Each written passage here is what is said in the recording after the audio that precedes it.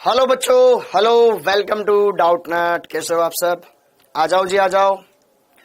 Good evening बेटा, good evening. कैसे हो आप सभी? आ जाइए जी, आ जाइए। आप सभी का एक बार फिर से बहुत बहुत स्वागत है इस बेहतरीन से बैच में। Hello hello hello, good evening, good evening, good evening. कैसे हो आप सब? उम्मीद है आप सभी अपने घरों पर एकदम स्वस्थ हैं, एकदम मस्त हैं और बढ़िया से पढ़ाई कर रहे हैं। कैसे हो सब? Hello Rohan, hello Mohin, hello hello Sania, Hasan, Abhishek, Tushar, Juned, hello Sandeep. बेटा गला धीरे धीरे ठीक हो रहा है, मैं कोशिश कर रहा हूँ इसको ठीक करने की। हाँ जी, गुड इवनिंग बेटा, good evening. Hello Sakshi, hello hello hello hello hello. अच्छा, तो बच्चों इस संडे को आपका टेस्ट होना है। इस संडे को आपका टेस्ट है ना शायद? बेटा इस संडे को आपका टेस्ट है, एक बार मुझे बता दो। यस, ओके, अच्छा, ओके। तो इस बार पार्ट टेस्ट होना है या फिर क्यूमुलेटिव टेस्ट होने वाला है? हाँ जी, पार्ट टेस्ट होगा या क्यूमुलेटिव टेस्ट होगा? पार्ट टेस्ट है या क्यूमुलेटिव टेस्ट है? किसका टर्न है? पार्ट टेस्ट, ओके, ठीक है। तो इस संडे को हमारा पार्ट टेस्ट होने जा रहा है भैया, संडे टेस्ट, जो कि यहां पर पार्ट टेस्ट होगा। ओके, तो उसका सिलेबस देख लो सबसे पहले। तो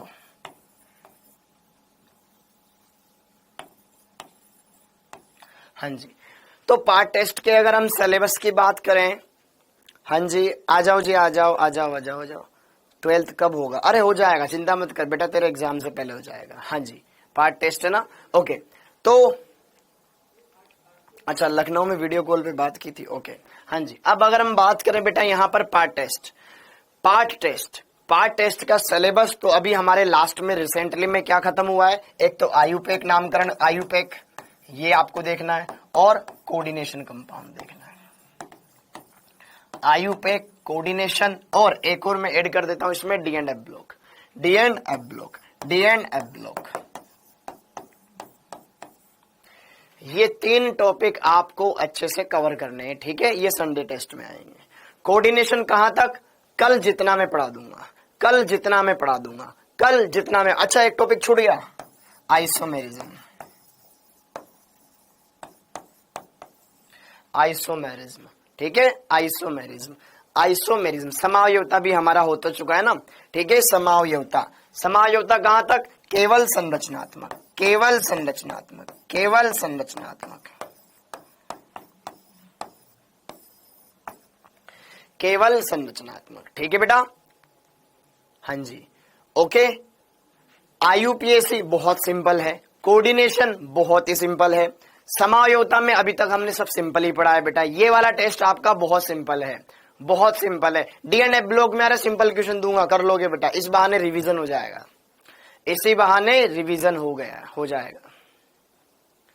हाँ जी, क्लियर है बेटा? डी एंड एफ ब्लॉक इस बहाने रिवाइज कर लोगे, डी एंड एफ ब्लॉक इसी बहाने आप रिवाइज कर लेना, ठीक है? ओके, आराम से आपके पास टाइम है। कल तक मैं कोऑर्डिनेशन कंपाउंड में जितना पढ़ाऊंगा वहां तक मैं आपको सिलेबस में दूंगा। आईयूपीएससी में क्या करना है? 4 ऑप्शन में से एक चूज करना है, बहुत सिंपल है, वहीं देख देख के नामकरण कर लेना आप। सिंपल क्वेश्चन आएगा बेटा आईयूपीएससी का। कोऑर्डिनेशन कंपाउंड ये बढ़िया क्वेश्चन, इसके क्वेश्चन में ज्यादा दूंगा। इस चैप्टर के क्वेश्चन और समावयवता, डी एंड एफ ब्लॉक, सबसे ज्यादा क्वेश्चन इस चैप्टर के रहेंगे, सबसे ज्यादा क्वेश्चन इस चैप्टर के रहेंगे, ठीक है बेटा? हाँ, संरचनात्मक में चलावयवता भी तो आएगा ना। ओके, सबसे ज्यादा क्वेश्चन इसके रहेंगे, आयु इसके रहेंगे, डी एंड एफ ब्लॉक के कम क्वेश्चन रहेंगे, इन दोनों के कम क्वेश्चन रहेंगे, ठीक है? ओके, अरे डी एंड अंजलि पाल, इस बहाने रिवाइज हो जाएगा, बढ़िया से अच्छे से हो जाएगा। सर डिमोटिवेशन आ रहा है बेटा, डिमोटिवेशन तो आएगा, कभी कभी हमें भी आता है डिमोटिवेशन, लेकिन हर एक चीज एक लिमिटेड टाइम के पीरियड, एक लिमिट टाइम पीरियड के साथ रहती है। अगर वो ज्यादा लंबा चल रहा है तो प्रॉब्लम है, अगर डिमोटिवेट हो रहे हो तो आप उसका सोल्यूशन ढूंढो ना। मैं क्यों डिमोटिवेट हो रहा हूं, क्या चीजें मुझे करनी चाहिए, है ना? आपके अंदर कोई भी ऐसी बात हो, आप अपने पेरेंट्स के साथ शेयर करो, अपने टीचर्स के साथ शेयर करो। अगर पढ़ाई नहीं कर रहे हो तो पढ़ाई करो, इधर उधर टाइम वेस्ट कर रहे हो तो उसको सही डायरेक्शन में लगाओ, टेस्ट नहीं दे रहे हो तो टेस्ट दो, नंबर कम आ रहे हैं तो एनालिसिस करो कि कहाँ मैं कमी कर रहा हूं, कहाँ मैंने कोई कमी छोड़ी है, उन बातों पे ध्यान दो। ठीक है, क्लियर हो गया? तो वो चीजें क्लियर होती जाएगी। अमित कुमार बेटा नहीं, ठीक है, ओके आगे बढ़े। अब दिमाग कम चल रहा है, दिमाग कम चल रहा है तो बेटा फिर च्यवनप्राश खाओ, बढ़िया से बादाम बादाम खाओ, बढ़िया से अच्छे से खाना खाओ, बढ़िया सही चीजें खाओ तो दिमाग भी अच्छा रहेगा। हाँ जी सर बायोलॉजी क्लास की छुट्टी थी क्या? बेटा वो तो बायोलॉजी वाले सर से पूछो ना आप। ठीक, ओके। और अगर फिर भी नहीं है तो फिर धोखा खाओ तो फिर ठीक आएगा, फिर कुछ ठीक होगा। हाँ जी ठीक, तो यहां पर देख लो ध्यान से, यहां पर पार्ट टेस्ट का सिलेबस ये है, IUPAC कोऑर्डिनेशन है, DNA ब्लॉक है और आइसोमेरिज्म है। ठीक है, कल छुट्टी नहीं है भाई, मेरी तो नहीं है छुट्टी, मेरी छुट्टी नहीं है, कल कोई छुट्टी नहीं है बेटा। क्लियर? ओके, अब आगे बढ़ते हैं, अब आगे बढ़ते हैं। इतनी बातें हो चुकी, तो टेस्ट का सिलेबस अब बार बार कोई नहीं पूछेगा। ठीक है, अब आगे बढ़ते हैं। हाँ जी, तो अब आगे बढ़े और क्या क्या चीजें करने वाले। आज हम करेंगे क्रिस्टल क्षेत्र सिद्धांत के बारे में पढ़ना स्टार्ट करेंगे। आज हम पढ़ेंगे बेटा इस चैप्टर का एक और इम्पोर्टेंट टॉपिक। ठीक है, सबसे इंपॉर्टेंट था इसका VBT। याद रखना तुम्हारे या तो VBT से क्वेश्चन आएगा या CFT से क्वेश्चन आएगा या वर्नर के सिद्धांत से आएगा, या फिर तुम्हारी किस्मत बहुत सही रही तो IUPAC नामकरण पूछ लेगा। ठीक है, इन्हीं से क्वेश्चन आएंगे, या थोड़ी खराब रही तो समावयवता, इसमें भी समावयवता आती है, उससे क्वेश्चन पूछ लेगा। तो यहां पे जरा देखो, अब क्रिस्टल क्षेत्र सिद्धांत हम पढ़ेंगे बेटा, लेकिन उससे पहले हमने जो पिछले क्लास में पढ़ा था VBT, क्या वो सब बच्चों को समझ में आया? क्या हमने सब बच्चों को, क्या आप सबको मैंने जो पिछली क्लास में पढ़ाया था वो समझ में आया बेटा? Hello hello hello hello hello hello hello hello, हाँ जी, क्या आप सबको VBT समझ में आया अच्छे से? क्या VBT समझ में आया? अरे यार पढ़ लो, यार पढ़ लो भाइयों, पढ़ लो,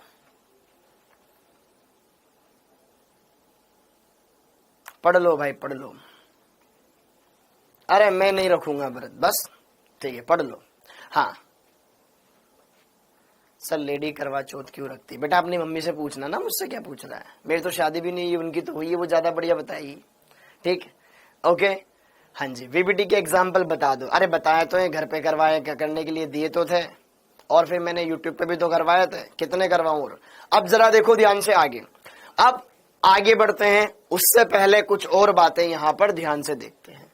ये बात या तो पार्थ सर से पूछते या SP सर से पूछना। अभी SP सर आएंगे ना, SP सर से पूछना कि बताओ सर करवा चौथ क्यों रखते हैं। ठीक, ओके, हाँ जी, क्लियर है?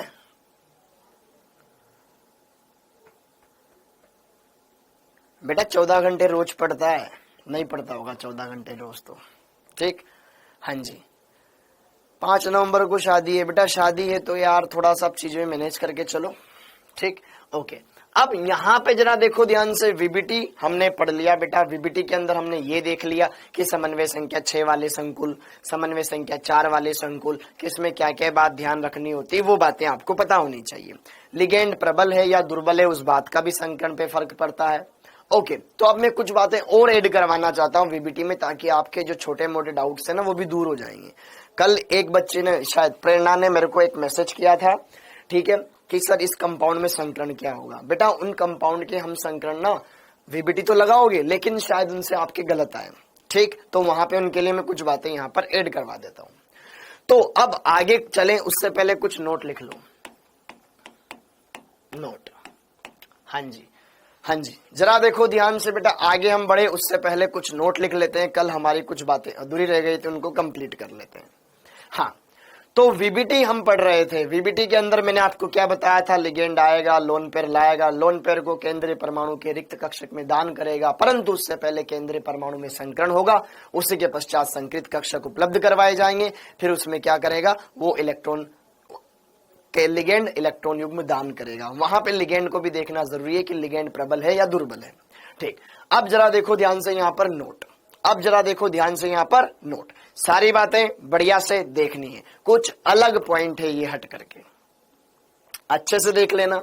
ओके, हाँ जी, अब पहला पॉइंट, सब बच्चे बढ़िया से देख लेना बेटा, ठीक है। निकल +2, अगर निकल +2 का अष्टफलकीय संकुल आपको दिख जाए, निकल +2 के अष्टफलकीय संकुल में, अष्टफलकीय संकुल में, अष्टफलकीय संकुल में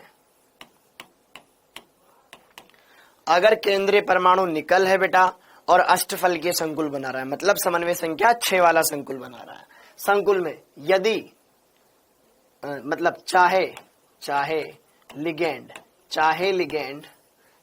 लिगेंड स्ट्रॉन्ग फील्ड हो या वीक फील्ड,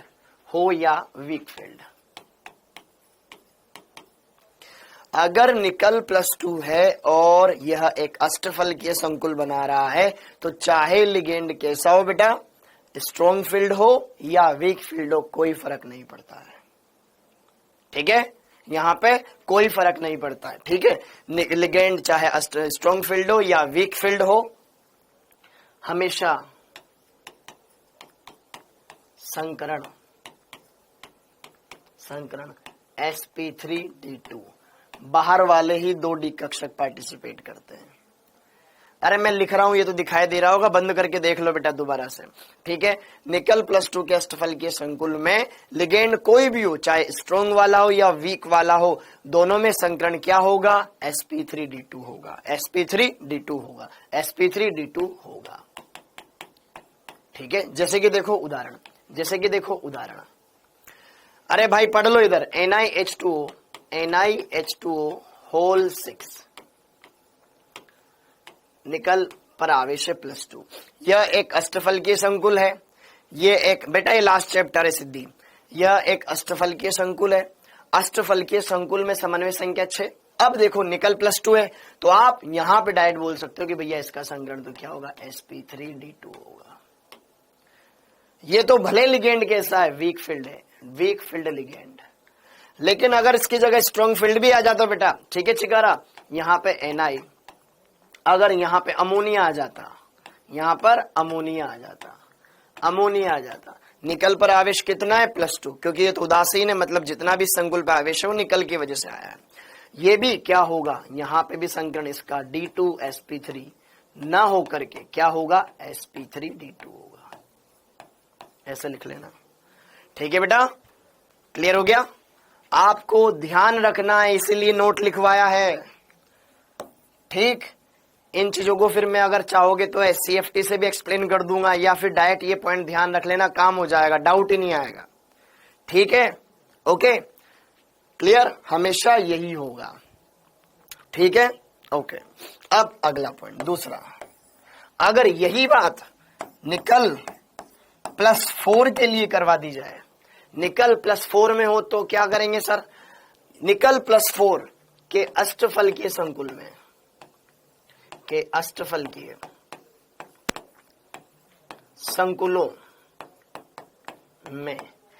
संकुलों में लिगेंड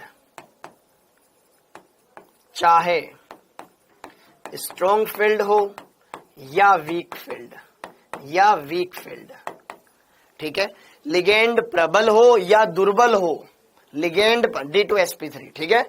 अष्टफलकीय संकुल बोला है बेटा, समन्वय संख्या 6, 4 नहीं है निशा, ठीक है। निकल +4 के अष्टफलकीय संकुल में लिगेंड चाहे वीक हो या स्ट्रॉन्ग हो, संकरण सदैव क्या होगा, D2sp3 होगा, क्यों होगा, इसका कारण ये है, यहाँ आवेश कम है, यहाँ आवेश ज्यादा है, ज्यादा आवेश मतलब निकल का ज्यादा जेड इफेक्ट, इलेक्ट्रॉनों को अपनी ओर अट्रैक्ट करना, तो इलेक्ट्रॉन युग्मित हो जाते हैं, ठीक है। हाँ जी, Ni+4 के अधिक जेड इफेक्ट के कारण,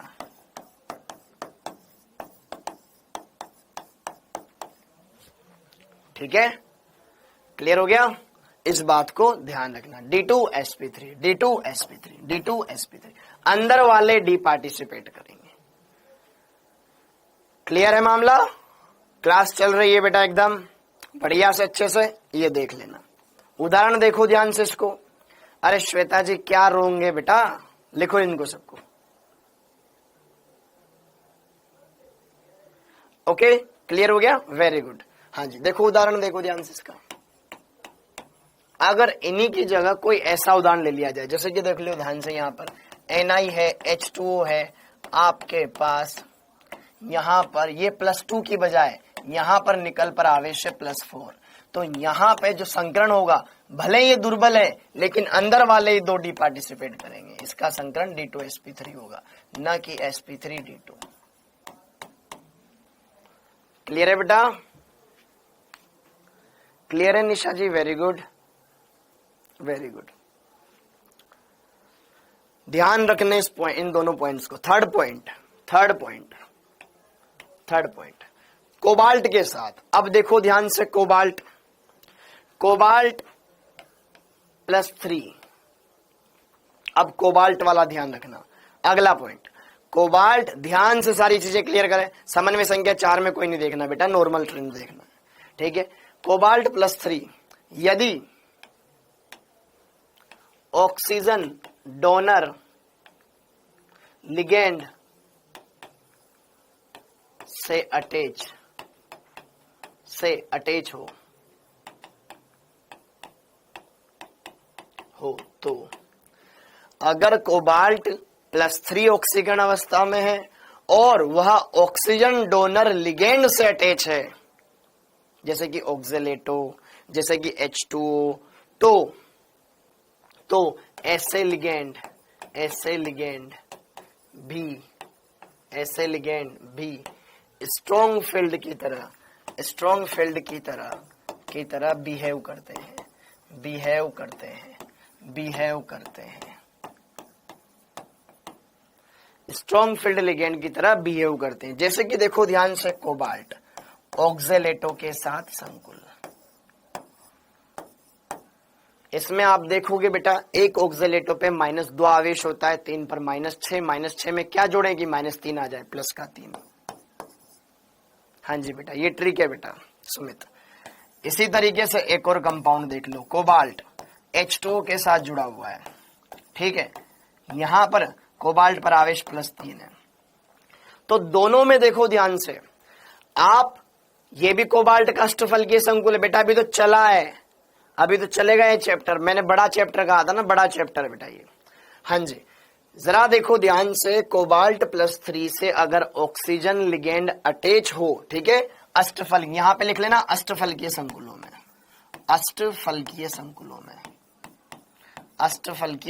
में, ये भी मेंशन कर लेना यार, ठीक है। हाँ जी, इसके ट्रिक भी लिखवा रहा हूं मैं। हाँ जी, यदि कोबाल्ट +3 से ऑक्सीजन दाता परमाणु वाला लिगेंड अटैच हो, अब आप बताओ ऑक्जेलेटो लिगेंड में दाता परमाणु कौन होता है, ऑक्सीजन होता है। यहाँ पे H2O में दाता परमाणु कौन होता है, ऑक्सीजन होता है। तो दोनों, ये भी दुर्बल लिगेंड है, ये भी दुर्बल लिगेंड है, लेकिन यहाँ पे क्या होते हैं, ये प्रबल की तरह बिहेव करते हैं। क्या करते हैं, प्रबल की तरह बिहेव करते हैं, मतलब युग्मन करवा देंगे तो अंदर वाले D खाली हो जाएंगे तो अंदर वाला D पार्टिसिपेट कर सकता है, तो D2sp3।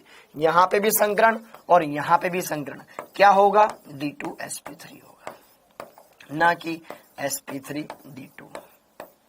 याद रखने के लिए इसको ध्यान रख सकते हो, ऑक्स मतलब बेल, तो यहां पे याद करने की ट्रिक, 3 काले बेल, 3 मतलब +3, काले मतलब कोबाल्ट, बेल मतलब ऑक्स, अचानक गाय बन गए, मतलब जो नहीं हो सकता था वो हो गया, ठीक है। पता नहीं कौन ऐसा बायोलॉजिकल चेंज आ गया कि बैल गाय बन गए। फिर आगे, अब इसके लिए ध्यान रख लेना। हाँ जी, यहां पे जरा देखो कोबाल्ट का ये ध्यान, 3 काले कोवे, 3 काले कोवे, पानी H2O लिगेंड हो तो पानी में नहाकर सफेद हो गए, जो कि हो ही नहीं सकता। है ना, तो ये ध्यान रखना बेटा। हाँ जी तो जरा देखो ध्यान से, यहां पर ऑक्जेलेटो और कोबाल्ट के साथ अगर ऑक्सीजन वाला लिगेंड अवेलेबल हो, अटैच हो, अगर कोबाल्ट के संकुल में, अष्टफल के संकुल में ऑक्सीजन दाता परमाणु हो, म्यूटेशन, वेरी गुड, कोई तो बायोलॉजी वाला बच्चा है, म्यूटेशन हो जाए। हाँ जी म्यूटेशन हो गया। अच्छा मैं भी यही बोलूंगा अब, ठीक है।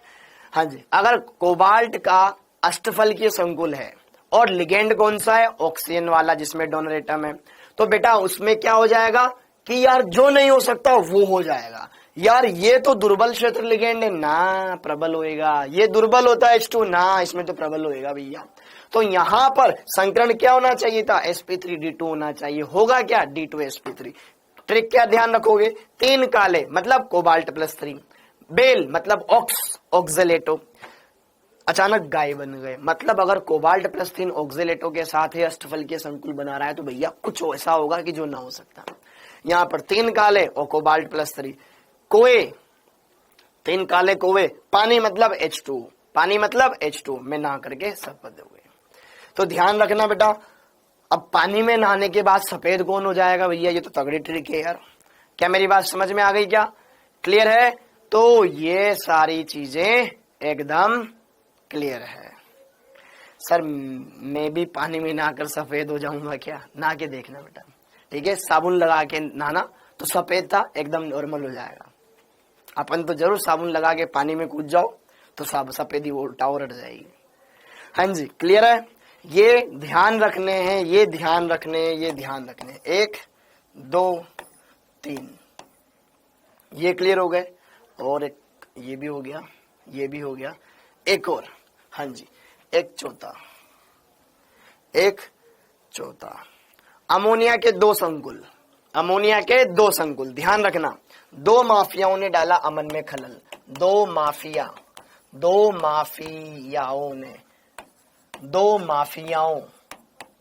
ने डाला अमन में खलल, डाला अमन में खलल।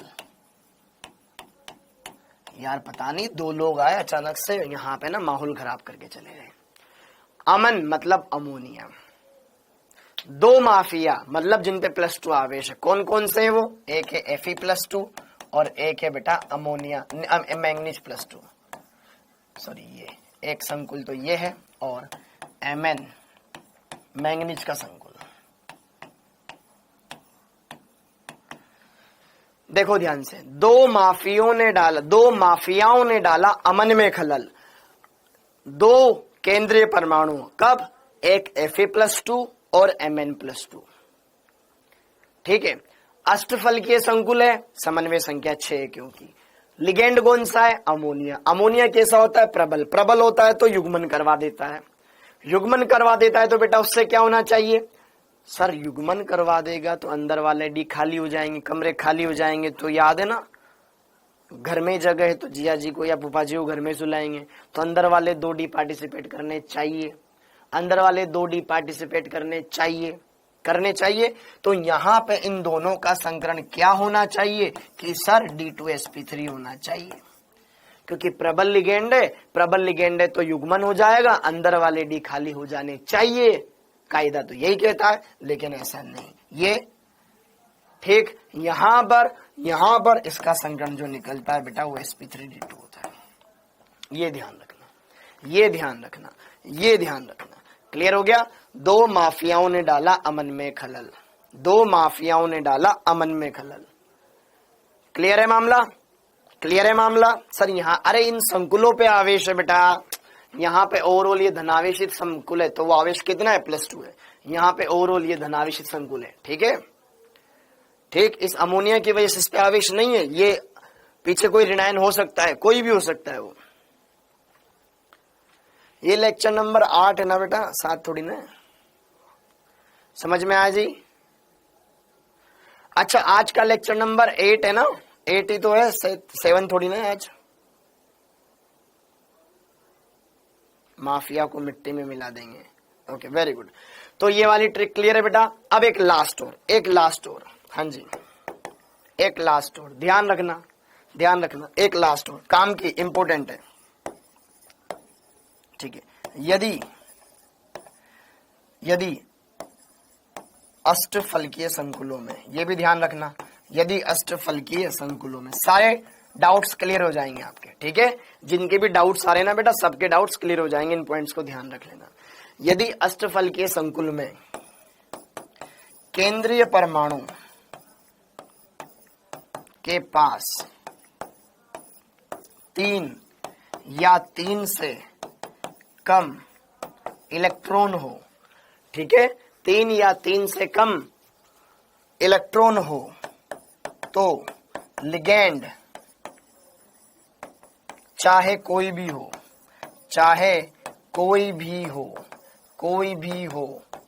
युग्मन नहीं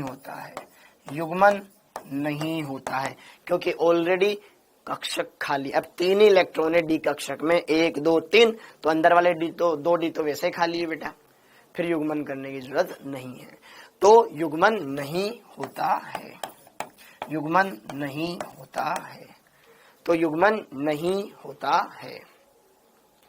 नहीं है बेटा, ठीक है रोहित, ये तो नहीं है, तो युग्मन नहीं होता। इसका उदाहरण करवाता हूं, देखो मैं भी आपको यहां से,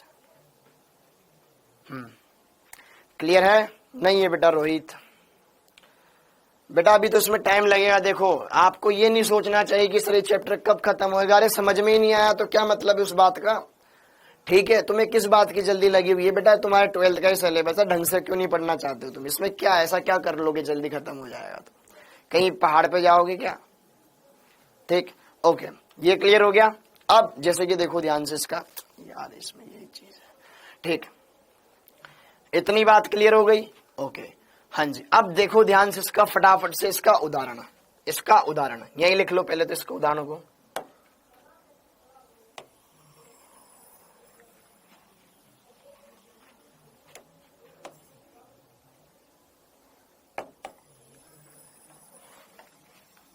उदाहरण देखो इसका,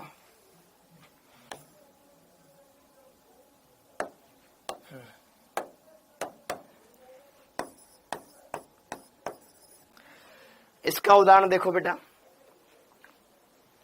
अगर आप यहां पे देखोगे क्रोमियम NH3 अगर मैं यहां पे कहूं क्रोमियम पर आवेश +3 है, अब मुझे बताओ इस संकुल में कितने युग्मित इलेक्ट्रॉन हैं? इस संकुल में केंद्रीय परमाणु के अंदर कितने अयुग्मित इलेक्ट्रॉन हैं, ये बताओ बेटा। करेंगे राकेश, करेंगे, चिंता मत करो। इस संकुल में आप मुझे बताओ, पीछे रफ कॉपी में सोल्व करके देखो कितने अयुग्मित इलेक्ट्रॉन हैं, चेक करो। देखो केंद्रीय परमाणु पर आवेश, सर क्रोमियम पर आवेश +3 है, Cr+3 है। अब Cr+3 है तो अब आप देखो इसका विन्यास क्या बन सकता है। सर क्रोमियम 24 नंबर पर आता है और 3d5 4s1 होता है, ठीक है। अब मेरे को कितने इलेक्ट्रॉन निकालने होंगे बेटा? मुझे यहां से 3 इलेक्ट्रॉन निकालने, सुनना मेरी बात, यहां से मुझे 3 इलेक्ट्रॉन निकालने। तो पहले तो एक तो बाह्यतम कोश से निकल गया और 2 यहां से निकल गए, तो यहां पर क्या 3d3 हो गया? क्या 3d3 हो गया? अरे भैया डी के अंदर, केंद्रीय परमाणु के अंदर बाह्यतम कोश में 3 या 3 से कम इलेक्ट्रॉन है। यदि अष्टफलकीय संकुलों में केंद्रीय परमाणु के पास बाह्य कोश, ठीक है, ये बाहर वाले जो संकर्ण में भाग ले डी कक्षक में, ठीक है, केंद्रीय परमाणु के पास, यहां लिख लो डी कक्षक में, वरना फिर कोई और एक्स्ट्रा दिमाग लगाएगा। डी कक्षक में 3 या 3 से कम इलेक्ट्रॉन है तो युग्मन नहीं होगा, चाहे लिगेंड कोई भी हो जाए। अमोनिया प्रबल है फिर भी 3 ही रहेंगे, दुर्बल होता तो भी 3 ही रहेंगे। क्लियर है क्या मामला? क्या क्लियर है मामला? एकदम बिंदास तरीके से समझ लेना बेटा, ठीक है। अब आपके सामने कोई भी डाउट नहीं आएगा, ठीक है प्रेरणा जी, ठीक है चिकारा, कोई भी ऐसा क्वेश्चन नहीं मिलेगा जिसमें तुम्हें कंफ्यूजन हो, बस इन बातों को ध्यान में रख लेना, ठीक। तो यहां पर अयुग्मित इलेक्ट्रॉन कितने आएंगे? ये D3 को आप कैसे देखोगे?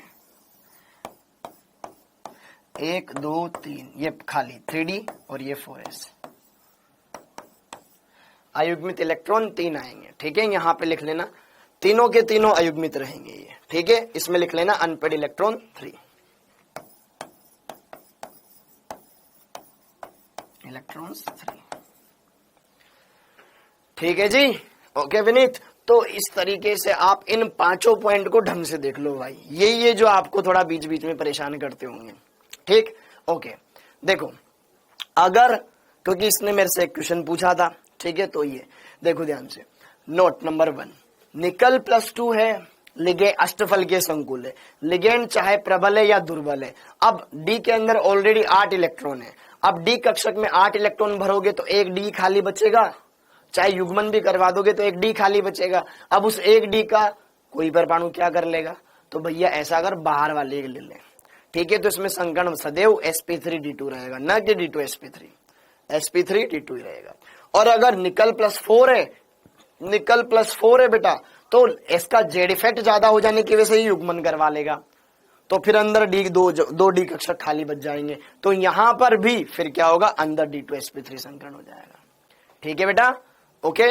अब यहां पे ये देख लो, और अगर कोबाल्ट, ये 2 कॉम्प्लेक्स ध्यान रख लेना, कोबाल्ट के साथ, कोबाल्ट +3 के साथ ऑक्सीजन दाता परमाणु वाला लिगेंड हो तो वो भी प्रबल की तरह बिहेव करने लगता है। ध्यान रखने के लिए 3 काले बेल अचानक गाय बन गए और 3 काले कौवे पानी में नहा करके एकदम सफेद हो गए। ठीक, अब आगे देखें। सर अमोनिया तो ऐसे फैले ना तो पैर बना लेगा ना। अरे मेरे लाल, फिर स्टार क्यों लगवाता, अगर नॉर्मल जिंदगी होती तो फिर स्टार क्यों लगाता मैं, समझ में आया? ओके, तो यदि अष्टफलकीय संकुल में केंद्रीय परमाणु के पास डी कक्षक में 3 या 3 से हो, तो यहाँ पे क्या लिखा हुआ है, लिगेंड चाहे कोई भी हो। समझ में नहीं आता हिंदी में, ठीक है क्या मेरी बात क्लियर है? तो यहाँ पर आपको फिर नॉर्मली बस उनका युग्मन नहीं करवाना है, अभी CFT पढ़ाऊंगा उसमें सारी बातें क्लियर करवा दूंगा, ठीक है? क्योंकि हम जब भी हम म्यू की वैल्यू सोल्व करेंगे तो हम क्या लगाएंगे, VBT लगाएंगे। जब भी हम अयुग्मित इलेक्ट्रॉन देख रहे होंगे तो हम VBT लगाएंगे, संकीर्ण देख रहे होंगे तो VBT लगाएंगे, लेकिन इनडायरेक्टली इनमें CFT लगती है। ठीक, इन चीजों से सारी बातें क्लियर हो जाएगी तुम्हारी। ये डन है मामला, तो ये क्लियर। अब CFT हेडिंग डाल लो, क्रिस्टल फील्ड थ्योरी हेडिंग डाल लो, क्रिस्टल फील्ड थ्योरी हेडिंग डाल लो। अरे यार, हाँ जी, यहीं पे काम खत्म हो गया ना, मेरे को आगे नहीं जाना पड़ा। हाँ, अब हेडिंग डाल लो CFT, crystal field theory, crystal field theory. Crystal oxygen में कोऑर्डिनेशन नंबर 3 है। अबे पढ़ा करो कश्यप जी, सुमित ऐसे मत कर यार, अभी तो तू मिलाई था मेरे को लखनऊ में, ऐसा करेगा तो देख कहाँ गया। ऑक्जेलेटो बेटा द्विदंतुक लिगेंड होता है ना। अरे ऑक्जेलेटो, सुमित तेरी मम्मी से मेरी बात हुई थी ना, ठीक है? ऑक्जेलेटो क्या होता है, OX। ये क्या होता है, C2O4 यह एक द्विदंतुक लिगेंड होता है। एक ही लिगेंड 2 बंध बनाएगा, ठीक है? क्लियर है? ठीक है, तेरे तो नंबर भी आ गए मेरे पास अब, ठीक है? अब तेरी मम्मी को मैं कभी भी कॉल लगा सकता हूँ, ये तो गलती हो गई तेरे से नंबर देकर के देना। ठीक, ओके। तो ध्यान रखो ये कैसा है, द्विदंतुक लिगेंड है, तो यहां पर एक ही ऑक्जेलेटो 2 बंध बनाएगा ना भाई, समझ में आया? सर कॉपर पर तो कोबाल्ट पे तो चार्ज +2 हुआ। अरे भाई एक ऑक्जेलेटो पर क्या होता है, -2, तो 3 पर कितना होगा, -6। -6 में कितना जोड़ू कि -3 आ जाएगा, प्लस क्या 3 जोड़ेगा ना, गणित भी नहीं आती तुम्हें। ठीक है, अब आगे बढ़ते बस। अब बेटा और कोई मस्ती मजाक नहीं, अब आगे बढ़ते हैं। हाँ जी, तो अब हेडिंग डाल लो, बस आप हेडिंग डाल लो। अब आप हेडिंग डाल लो क्रिस्टल क्षेत्र सिद्धांत। ये कुछ नहीं देखना, मैं ले समझाऊंगा।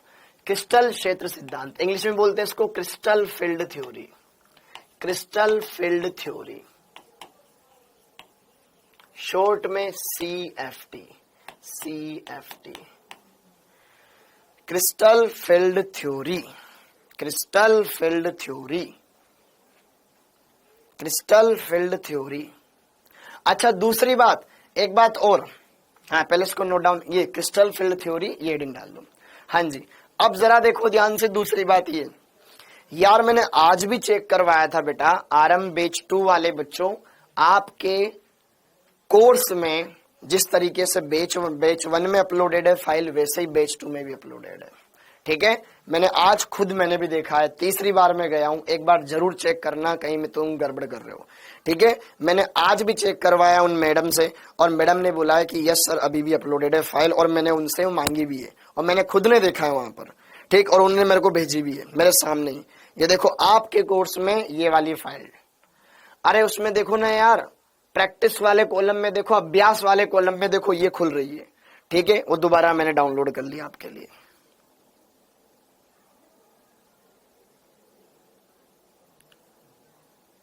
ये देखो, ये यहां से देखो ध्यान से, ये देखो पूरी, ये आ गई ऑर्गेनिक, ये IUPAC नेम, ये सब कुछ है सर, सारी है। अरे फिर क्यों बोल रहे हो?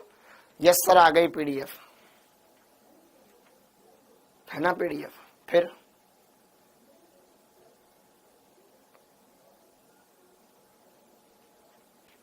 अब नहीं है, अब मतलब कुछ को देखना नहीं आ रहा है फिर। ठीक है, बात ये है। अब आगे बढ़ते हैं।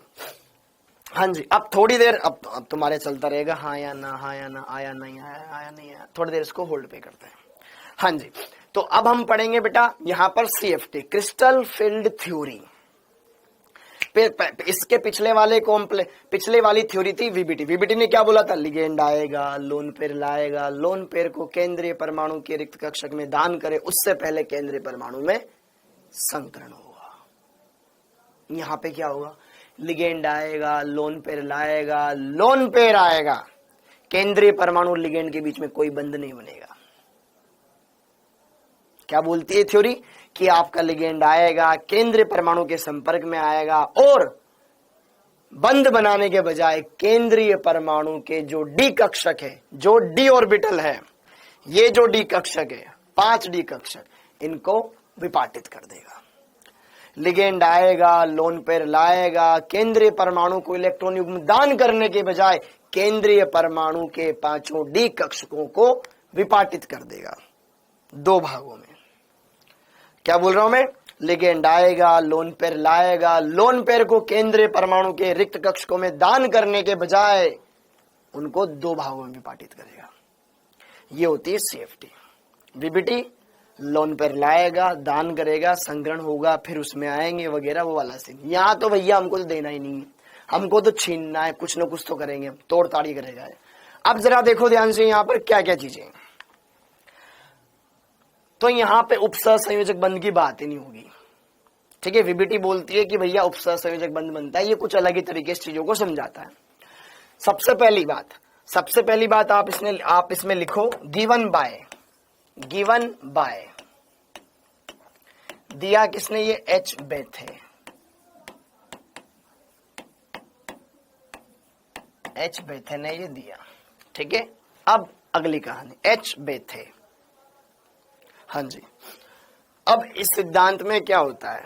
इस सिद्धांत के अनुसार मैं सारी बातें बता देता हूं, फिर आपको वहां से लिख लाना है। ठीक है, पहला पॉइंट, इस सिद्धांत के अनुसार केंद्रीय परमाणु और लिगेंड को बिंदुवत आवेश माना गया है।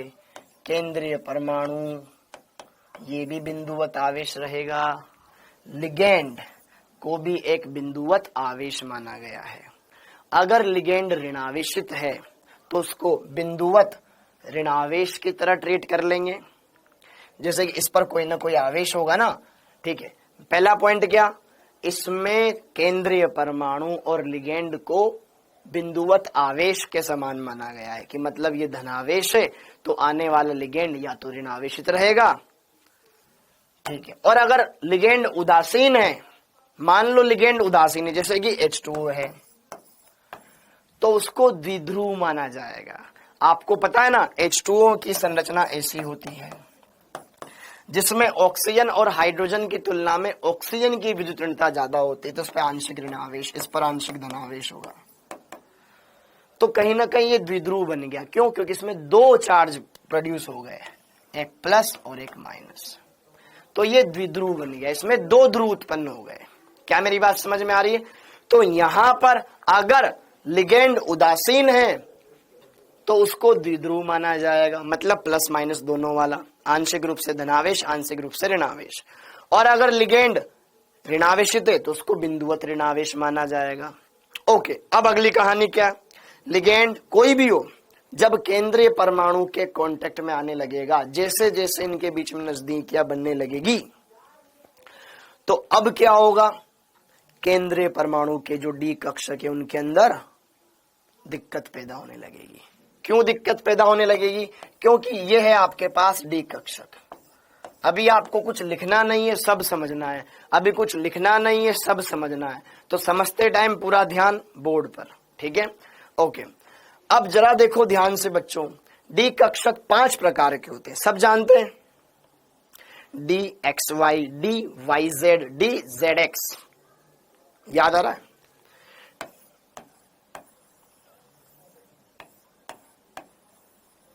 अब तो याद आया होगा। ये 3 कक्षक बनाने नहीं है, D x Y, D Y Z, D Z x.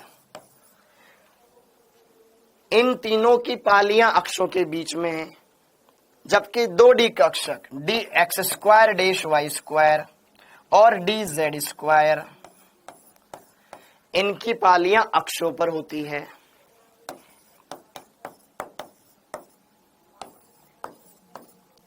हाँ जी, तो ये है आपके पास केंद्रीय परमाणु, जो कि एक समान विद्युत क्षेत्र में उपस्थित है। भाई आवेश है, आवेश है तो मतलब कहीं ना कहीं इलेक्ट्रिक फील्ड है, तो ये एक समान विद्युत क्षेत्र में उपस्थित है। मतलब एक समान इलेक्ट्रिक फील्ड लग रहा है, तो उसके जो पांचों के पांचों डी कक्षक होंगे वो सेम एनर्जी लेवल वाले होंगे, सबकी एनर्जी एक जैसी होगी। और समान ऊर्जा वाले कक्ष को कहा जाता है समभ्रंश कक्षक। क्या बोलते हैं? समभ्रंश। समभ्रंश मतलब सेम एनर्जी वाले। इन पांचों की ऊर्जा एक जैसी, सेम एनर्जी लेवल पे आएंगे। जितनी ऊर्जा इसकी उतनी इसकी, उतनी इसकी, उतनी इसकी, उतनी इसकी। लेकिन जैसे ही लिगेंड इसकी तरफ अप्रोच करने लगेगा, केंद्रीय परमाणु की तरफ, अब लिगेंड आएगा, इधर से भी आएगा, इधर से भी आएगा, इधर से भी आएगा। अब हमारे केस में अगर हम बात करें, हमें किन के बारे में पढ़ना है? हमें पढ़ना है बेटा समन्वय संख्या 6 वाले संकुलों में, बोले तो अष्टफलकीय संकुलों में, और समन्वय संख्या 4 वाले संकुलों में। अब अगर मैं बात करूं अष्टफलकीय संकुल, अष्टफलकीय से क्या समझते हो? जिसके 8 फलक हो, जिसके 8 फलक हो। सीधी बात ये समझ में आती है ना, अष्टफलक मतलब 8 फलक वाला, चतुष्फलक मतलब 4 फलक वाला, यही बात समझ में आती है। तो जो अष्टफलकीय संरचना होती है बेटा, उसके अंदर जो लिगेंड होते हैं, एक लिगेंड दाईं तरफ से आ रहा है तो एक बाईं तरफ से, एक ऊपर से तो एक नीचे से, कोई एक आगे से तो कोई पीछे से।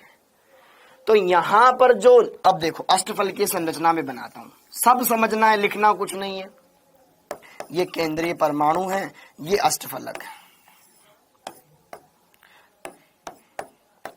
एक ऊपर से एक नीचे से, एक दाएं से एक बाएं से, एक आगे से एक पीछे से।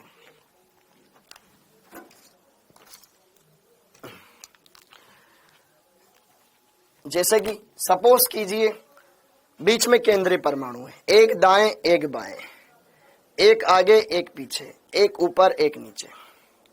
तो ये बन जाएगी आपके पास एक ऑक्टाहेड्रल ज्योमेट्री। समझ में आ गया? लेफ्ट लेफ्ट राइट, ऊपर नीचे, आगे पीछे, बीच में केंद्रीय परमाणु। तो अब यहां पर जब अष्टफलकीय संकुल बनते हैं, तो अष्टफलकीय संकुलों में जो लिगेंड अप्रोच करते हैं वो अक्षों के अनुदिश करते हैं। कहां? अक्षों के अनुदिश करेंगे। एक लिगेंड प्लस वाई अक्ष से आएगा तो दूसरा माइनस वाई अक्ष से आएगा, एक एक्स अक्ष से आएगा तो एक माइनस एक्स अक्ष से आएगा, एक जेड अक्ष से आएगा तो दूसरा माइनस जेड अक्ष से आएगा। हाँ या ना?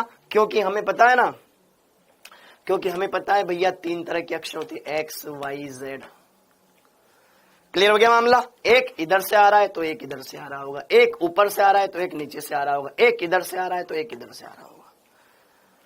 तो एक अष्टफलक के अंदर जो 6 लिगेंड होते हैं वो अष्टफलक के कोनों पर उपस्थित होते हैं, और उनके आने की दिशा क्या होती है? अक्षों के अनुदिश। एक अक्ष के इस एक्स से, एक इधर से, एक ऊपर से एक नीचे से, एक इधर से एक इधर से आ रहा है।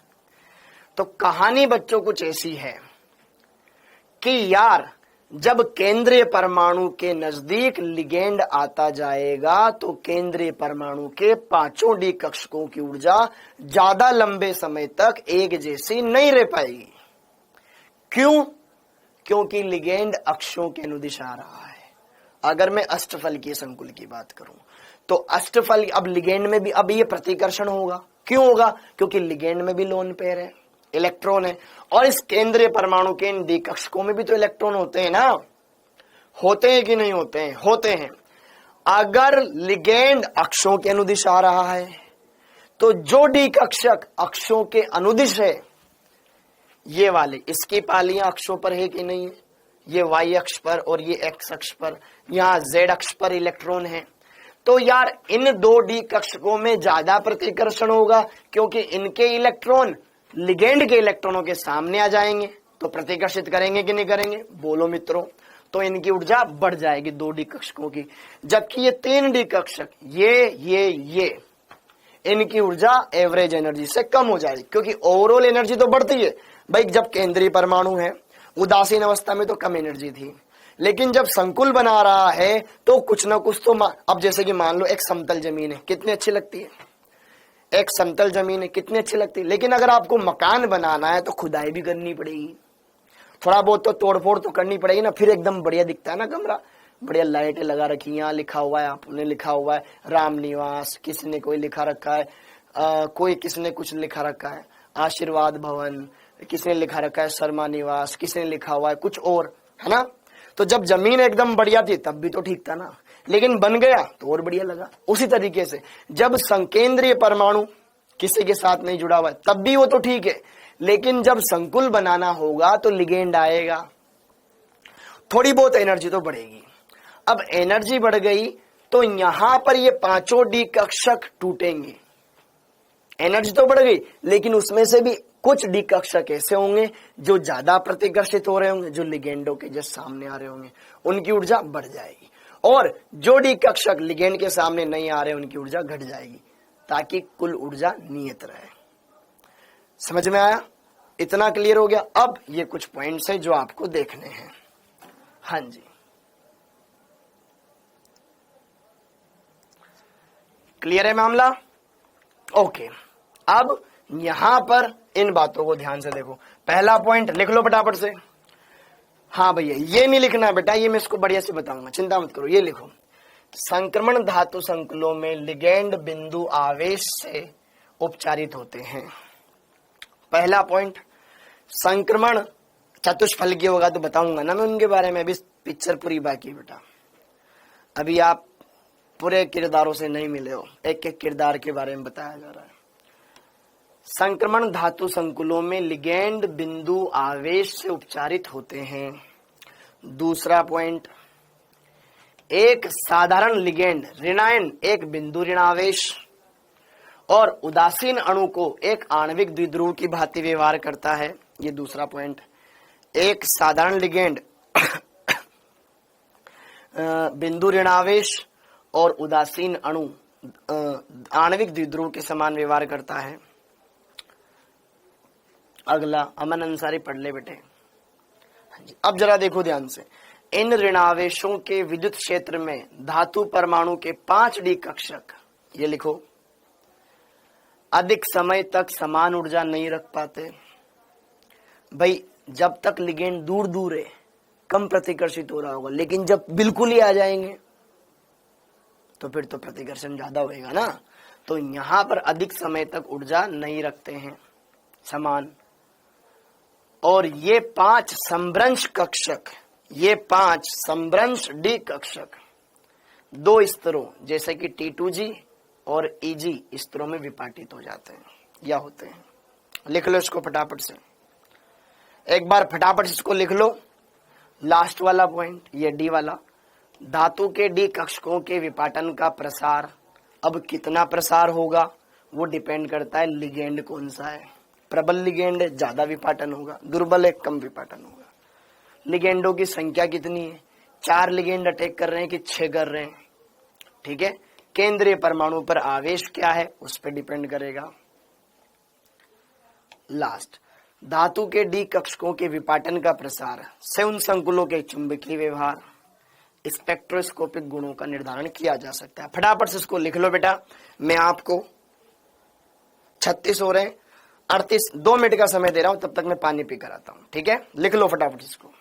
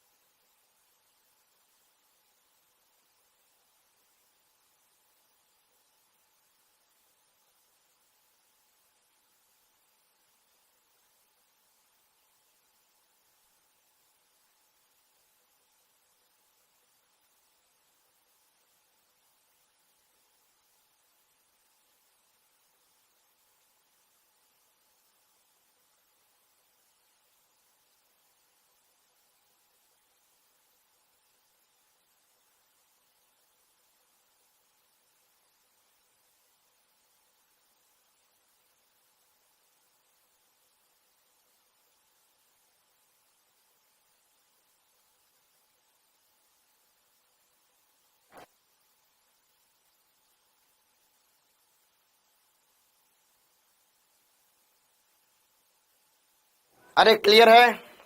विपाटन का मतलब दो भागों में टूट जाना, विभाजित हो जाना, विपाटित हो जाना, ब्रेक हो जाना। हाँ बिल्कुल, स्थायीकरण ऊर्जा ही विपाटन ऊर्जा होती है बेटा। आयुष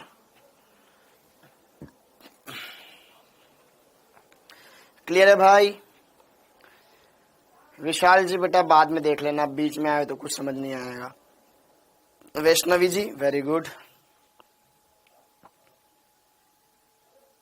आधा नहीं है ना तो बेटा वो आधा दूसरी बार अपलोड किया गया था, दोबारा वही पूछ रहे हैं बच्चे। सारा पूरा सिलेबस बेटा नीट के एग्जाम के बाद खत्म होएगा, अभी नहीं होएगा, अगले साल, अगले 2025 वाले एग्जाम में खत्म होएगा। ठीक है, ओके, क्लियर हो गया सबको? ये सबने लिख लिया? ओके डन है क्या? अच्छा लिख लो भाई, लिख लो यार। अभी भी लिख रहे हो क्या यार? बेटा इतना टाइम मत लगाया करो, मैं बता दूंगा अभी ये EG T2G क्या है। आप 2025 की तैयारी कर रहे हो बेटा। अरे एक बार लिख लो ना, भी लिख लो, बताऊंगा, सब बताऊंगा। ठीक है, और नहीं हुआ है तो जगह छोड़ दो, अब मैं नहीं लिखवा रहा, अब मैं नहीं दिखा रहा। ठीक है, हो गया यहाँ पे 38 हो गया, 39 हो गए, बस अब रहने दो। ठीक, अब वापस आते हैं यहाँ पर कहानी। ये पूरी पिक्चर समझ में आ गई थी? ये पूरी पिक्चर समझ में आ गई थी? कोई बात नहीं, अगर समझ में नहीं आया तो भी समझाऊंगा। ये पूरी पिक्चर समझ में आ गई थी, हटा दो इसको, इससे कोई नोट डाउन नहीं करना है बेटा। बस यहाँ पर आपको चाहो तो आप ये डी कक्षक आप ऑलरेडी जानते हो, ये डी कक्षक ऑलरेडी जानते हो, ये डी कक्षक ऑलरेडी जानते हो। सर जी EDTA के VBT निकाल सकता है क्या? क्या निकाल? EDTA तो लिगेंड है, प्रबल लिगेंड है। ठीक, ओके। अब यहां पर आगे की कहानी, अब हेडिंग डाल लो। हमें 2 में पढ़ना है क्रिस्टल क्षेत्र विपाटन, अष्टफलकीय संकुलों में भी और चतुष्फलकीय संकुलों में भी। समभ्रंश बेटा जिनकी ऊर्जा समान हो, समान ऊर्जा वाले कक्षक समभ्रंश कक्षक कहलाते हैं। लिख लो समभ्रंश कक्षक क्या होते हैं?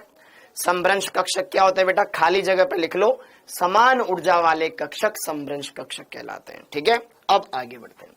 हेडिंग डाल लो, अष्टफलकीय संकुलों में क्रिस्टल क्षेत्र विपाटन। अष्टफलकीय संकुलों में क्रिस्टल क्षेत्र विपाटन, अष्टफलकीय संकुलों में क्रिस्टल क्षेत्र विपाटन।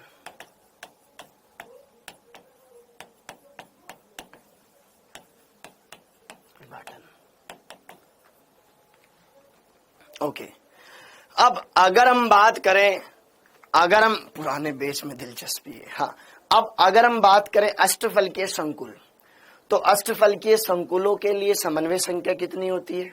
6। इसका मतलब ये है कि 6 लिगेंड केंद्रीय परमाणु पर आक्रमण करेंगे, हाँ या ना? तो जरा देखो ध्यान से, चूंकि हम जानते हैं, चूंकि अष्टफलकीय संकुलों के लिए, अष्टफलकीय संकुलों के लिए, संकुलों के लिए कोऑर्डिनेशन नंबर कितना होगा, 6 होगा। अतः 6 लिगेंड केंद्रीय परमाणु पर आक्रमण करते हैं। केंद्रीय परमाणु पर आक्रमण करते हैं। इतनी बात समझ में आ गई?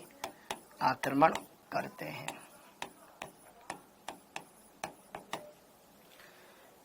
ठीक है, अब अगली कहानी।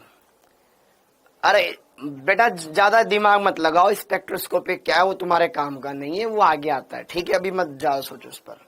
हाँ जी, अब जरा देखो ध्यान से यहाँ पर अगली कहानी। मैं क्या बोल रहा था यार? ठीक है, अगली कहानी। हाँ, मैं ये बोल रहा था बेटा कि यार 6 लिगेंड केंद्रीय परमाणु पर आक्रमण करते हैं। थोड़ी देर तुम्हारे कमेंट बंद करने पड़ेंगे। चूंकि अष्टफलकीय संकुलों में समन्वय संख्या कितनी होती है? 6 होती है। 6 होती है तो मतलब 6 लिगेंड है जो केंद्रीय परमाणु पर आक्रमण करेंगे। अच्छा हाँ, मैं ये बोल रहा था कि जो क्रिस्टल फील्ड थ्योरी है, क्रिस्टल फील्ड थ्योरी सिर्फ डी कक्षकों के बारे में बात करती है, एस कक्षक पी कक्षक के बारे में ये बातें नहीं करती। ये इसकी कमी है जो कि आप नहीं पढ़ने वाले हो। ठीक है, हमें तो सीएफटी तक ही पढ़ना है। ठीक है, हमें तो सीएफटी तक ही पढ़ना है। सीएफटी में भी कुछ कमियां हैं लेकिन हमें तो यही पढ़ना है। हमारे सिलेबस में उसकी कमियां नहीं आएगी, हमारे सिलेबस में उससे रिलेटेड ही कुछ क्वेश्चंस आएंगे। क्या बोल रहा हूं मैं? सीएफटी सिर्फ डी कक्षकों के बारे में बात करता है, एस कक्षक पी कक्षक के बारे में बात नहीं करता है क्योंकि विपाटन डी कक्षकों में ही होता है। ठीक, ओके। तो अष्टफलकीय संकुलों में बेटा समन्वय संख्या 6 है। ओके, मतलब 6 लिगेंड आक्रमण करेगा।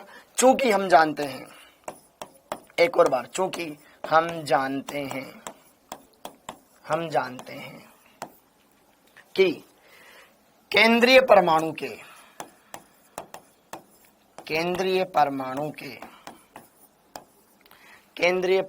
के 5 डी कक्षकों में से 3 डी कक्षक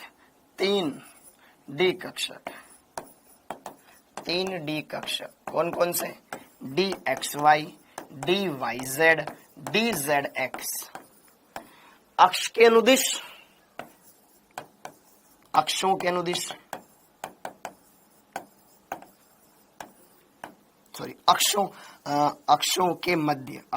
मध्य एवं 2 डी कक्षक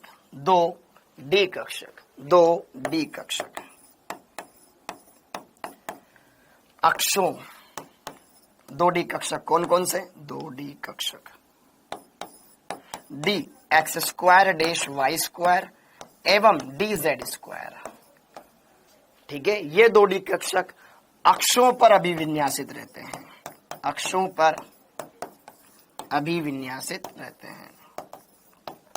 विन्यासित रहते हैं।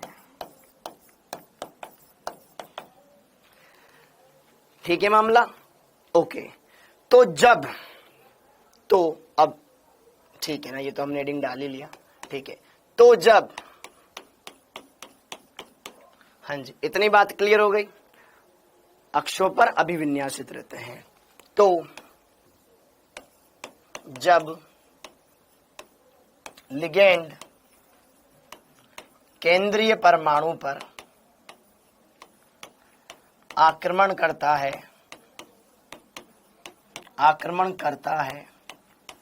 तो यह अक्षों के अनुदिश आक्रमण करता है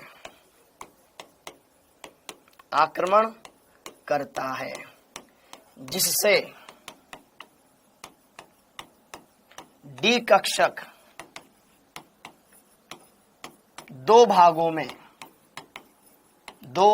में विपाटित मतलब बट जाते हैं, विपाटित हो जाते हैं। ठीक है, पहला भाग T2G कक्षक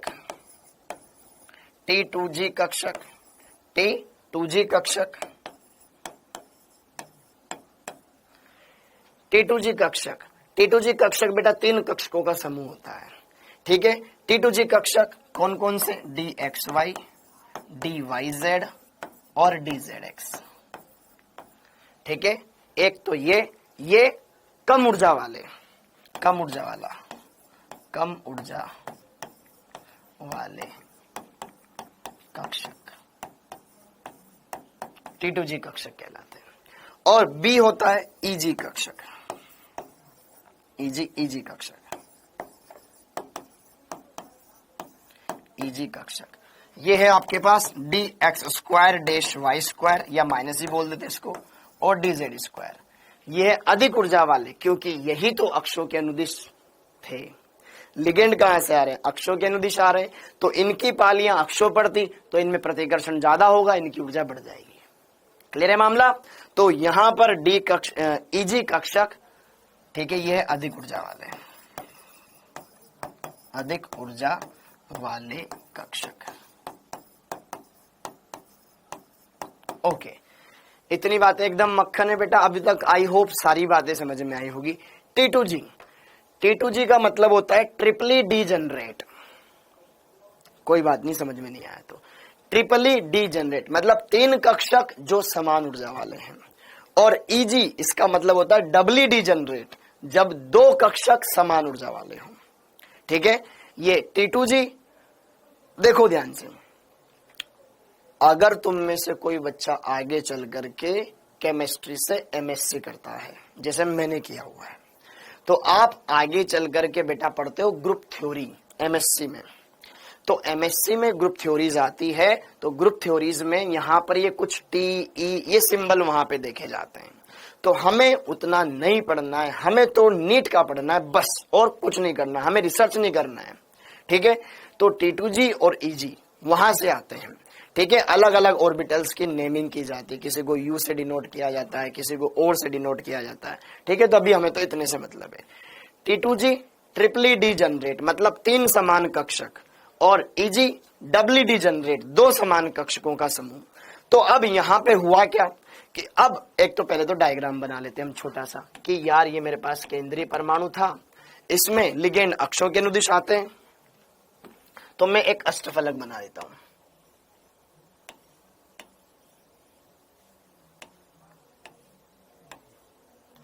ठीक है, रुकना है, रुकना। अष्टफलक थोड़ी ना, ये तो क्यूब है, तो कुछ और बना दिया मैंने तो अष्टफलक तो बनाया ही नहीं मैंने, ठीक है।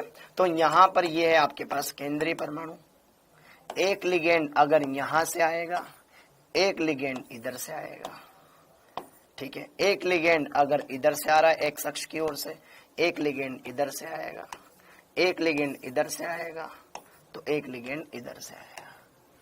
क्या मेरी बात समझ में आ गई बेटा। ये है आपके पास एक ऑक्टाहेड्रल कॉम्प्लेक्स।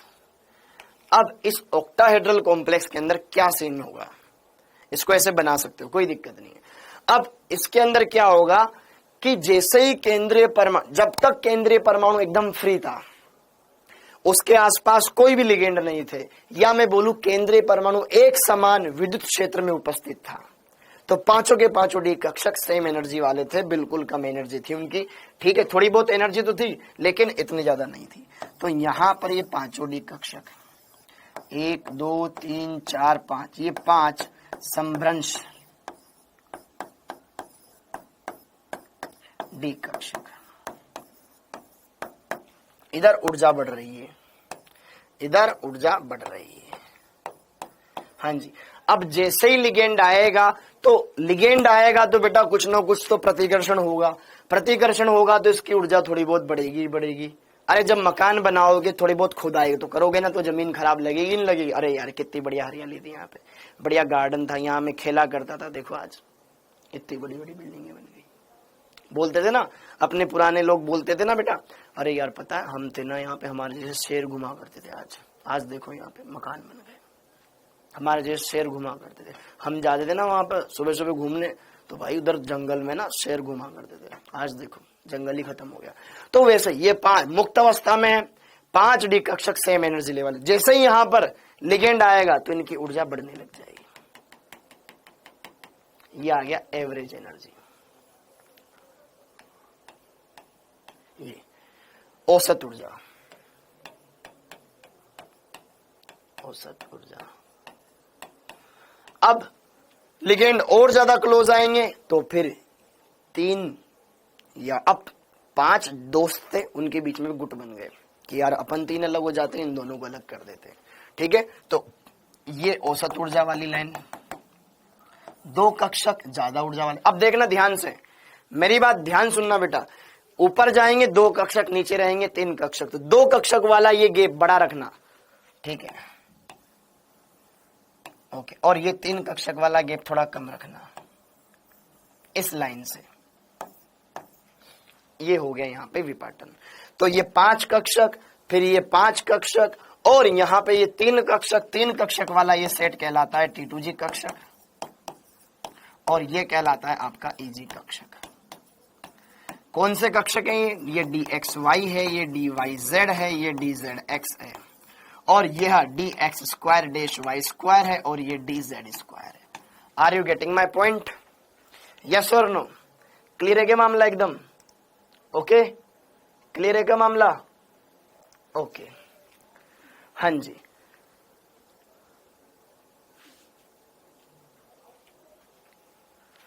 सर मुझे एक बात बताइए कि जब कक्षक भर जाता है तो फिर खाली वाला क्यों जोड़ते हो? कौन सा खाली वाला बेटा? अरे ये 5 कक्षक हैं, इन्हीं में इलेक्ट्रॉन वगैरह रहेंगे। ठीक, यहां पर हम इलेक्ट्रॉनों की बात देखो, ये जो डी कक्षक है, समभ्रंश कक्षक, लिगेंड आया, ये विपाटित हो गए। ठीक है, ओके, लिगेंड आया, ये विपाटित हो गए। क्यों? क्योंकि यहां पर लिगेंड अक्षों के अनुदिश भी आ रहा है, अक्षों के विपरीत भी आ रहा है। समझ में आया अभी तक? यहां तक अभी तक समझ में आया सारा कुछ जितना मैंने बताया? ये क्लियर हो गया। अब जरा देखो ध्यान से, ये एवरेज एनर्जी, ऊर्जा सदैव संरक्षित रहती है। ओके, तो यहां से इन कक्षकों की ऊर्जा ज्यादा हो गई, तो इसका मतलब इन्होंने ऊर्जा ग्रहण करी होगी, तो यहाँ पे पॉजिटिव साइन आएगा। अभी रुकना, सब दिखाऊंगा मैं। यहाँ पे प्लस आएगा। इनकी ऊर्जा औसत ऊर्जा से कुछ कम हो गई, तो यहाँ पे ऊर्जा कम हुई होगी, रिलीज हुई होगी, इसलिए माइनस आएगा। पहली बात तो ये समझो, ऊर्जा सदैव संरक्षित रहेगी। इन 2 कक्षकों की ऊर्जा बढ़ गई, ये कितनी ऊर्जा ग्रहण कर लेंगे? जितने ये 3 कक्षक त्यागेंगे। भाई जरा देखो ध्यान से, ऊर्जा कब बैलेंस रहेगी? बेटा देखो ध्यान से, टोटल 5 कक्षक से 5 में से 2 की ऊर्जा बढ़ गई, तो इनकी ऊर्जा कितने के बराबर बढ़ेगी? जितनी ऊर्जा ये रिलीज करेंगे। हाँ या ना? तो 5 में से 3 कक्षकों के बराबर ये ऊर्जा ग्रहण करेंगे, ताकि यहां पर क्या आ जाए? 3/5। 5 में से 3 कक्षकों के बराबर ये ऊर्जा ग्रहण करेंगे, तो ये आ जाएगा 0.6। और ये 5 कक्षक थे, 5 में से 3 नीचे आ गए, तो ये कितनी ऊर्जा ग्रहण किए होंगे, कितनी ऊर्जा त्यागे होंगे? जितनी इन दोनों ग्रहण कर रही होगी। तो यहाँ पर -2/5, ये बोले तो -0.5, -0.4 सॉरी। अब जरा देखो ध्यान से, अब जरा देखो ध्यान से, सुनो, इतनी कहानी हो गई, इतनी कहानी हो गई। अब अरे आवाज आ रही सबको? अब हाँ, कक्षकों का रोल है बेटा। अब इतनी कहानी हो गई, डी कक्षकों का विपाटन। हमने इलेक्ट्रॉनों का विपाटन थोड़ी ना बोला है, डी कक्षकों का विपाटन बोला है, शुरुआत से मैं ही बोल रहा हूं। अब यहां पर अगली कहानी, ये जो T2G, ये EG कक्षक है और T2G कक्षक है, इन दोनों के बीच का ये ऊर्जा अंतराल, इन दोनों के बीच का ऊर्जा अंतराल, यहां से लेकर के यहां का जो एनर्जी गैप है बेटा, इसे कहा जाता है क्रिस्टल क्षेत्र विपाटन ऊर्जा। क्रिस्टल क्षेत्र विपाटन ऊर्जा, क्रिस्टल क्षेत्र विपाटन ऊर्जा, CFSE सब लिखवा दूंगा, पहले ये बना लो। क्रिस्टल क्षेत्र विपाटन ऊर्जा, क्रिस्टल क्षेत्र विपाटन ऊर्जा इसे कहा जाता है।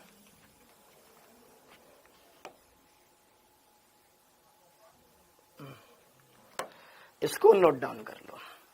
डायग्राम बड़ा होता है, पहले बता दिया करो। सर प्लीज, क्यों बताऊं भैया, मैं बना तो रहा हूं ना, भी इससे पहले कुछ लिखवाया थोड़ी ना मैंने।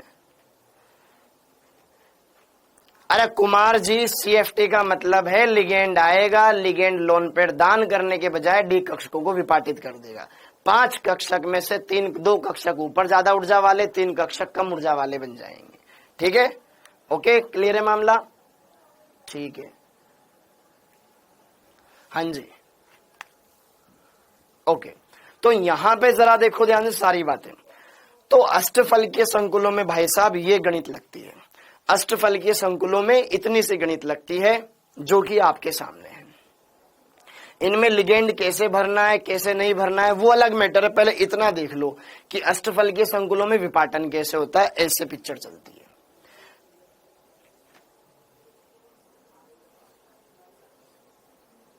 क्लियर हो गया मामला? 5 डी कक्षक थे, 2 भागों में बट गए, उच्च ऊर्जा वाला, ये निम्न ऊर्जा वाला। वो उसकी ऊर्जा ज्यादा क्यों हो गई? क्योंकि लिगेंड इन्हीं अक्षों के अनुदिश आ रहे थे, अक्षों के अनुदिश और अक्ष पर ये कक्षक आ रहे थे, ये तो अक्षों के बीच में होते हैं। तो अष्टफलकीय संकुल, यहां लिख लो, अष्टफलकीय संकुल में क्रिस्टल क्षेत्र विपाटन, ये है अष्टफलकीय संकुलों में क्रिस्टल क्षेत्र विपाटन के संकुलों में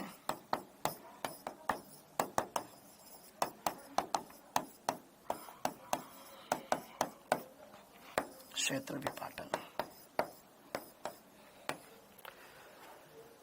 ओके, ठीक। अब एक बात और, यहां पर कहां था वो हेडिंग? हाँ, अष्टफलकीय संकुलों में क्रिस्टल क्षेत्र विपाटन। अष्टफल, अच्छा, अष्टफलकीय संकुलों को, अष्टफलकीय को क्या बोलते हैं बेटा इंग्लिश में? ऑक्टाहेड्रल। क्या बोलते हैं? Octahedral complex. किसी को नहीं पता हो तो लिख लो भैया, अगर किसी को नहीं पता हो तो अष्टफलक, अष्टफलकीय संकुल को क्या बोलते हैं बेटा इंग्लिश में? Octahedral complex, octahedral complex. ठीक है, तो जरा देखो ध्यान से, यहां से लेकर के यहां इस कक्षक और इस कक्षक के बीच का ये एनर्जी गैप, इसको क्या बोलेंगे? ऊर्जा अंतराल। ऊर्जा अंतराल, अंतराल, अंतर को किससे दर्शाते हैं अपन? डेल्टा से दर्शाते हैं। किससे दर्शाते हैं? डेल्टा से दर्शाते हैं। तो यहां से लेकर के यहां तक का ये जो CF है इसको डेल्टा से भी दर्शाते हैं, डेल्टा। अब कौन से संकुलों में देख रहे हैं? अष्टफलकीय। अष्टफलकीय को इंग्लिश में क्या बोलते हैं? ऑक्टाहेड्रल। क्या बोलते हैं? ऑक्टाहेड्रल। ऑक्टाहेड्रल का O, डेल्टा O से हम इसको इंडिकेट करते हैं। यहां से लेकर यहां तक का ऊर्जा अंतराल डेल्टा कहलाता है, जिसका ये 0.6 डेल्टा और ये 0.4 डेल्टा O, ये भी मेंशन कर लो। ठीक है, ओके। तो डेल्टा का मतलब अंतराल, O मतलब जीरो नहीं है, वो O है। O मतलब ऑक्टाहेड्रल, ऑक्टाहेड्रल मतलब अष्टफलकीय संकुलों के लिए। इतनी पिक्चर क्लियर हो गई। ये होता है बेटा अष्टफलकीय संकुलों में क्रिस्टल क्षेत्र विपाटन। टन टना टन टन। क्या ये बात समझ में आ गई? क्या ये बात समझ में आ गई बेटा? ओके, इतनी बातें हमने क्लियर कर ली, इतनी बातें हमने समझ ली, इतनी बातें हमने जान ली। अब आगे देखो, अब आगे देखो, ये डायग्राम नोट कर लिया। अब पहले मैं अष्टफलकीय संकुल के बारे में समझ लिए, अब हम चतुष्फलकीय संकुल के बारे में समझ लेते हैं। ठीक है, फिर बाकी चीजें हम बाद में देखेंगे। अब इसके बाद हेडिंग डाल लो, चतुष्फलकीय संकुलों में क्रिस्टल क्षेत्र विपाटन। सब बताऊंगा, चिंता मत करो, सब बताऊंगा, लेकिन पहले उसको सीक्वेंस में जमा लें। हाँ जी, चतुष्फलकीय संकुलों में क्रिस्टल क्षेत्र विपाटन। अब चतुष्फलकीय संकुलों में क्या होता है, इसमें बात कर लेते हैं। हेडिंग डाल लीजिएगा, चतुष्फलकीय संकुलों में क्रिस्टल क्षेत्र विपाटन, splitting in tetrahedral complex, tetrahedral complex.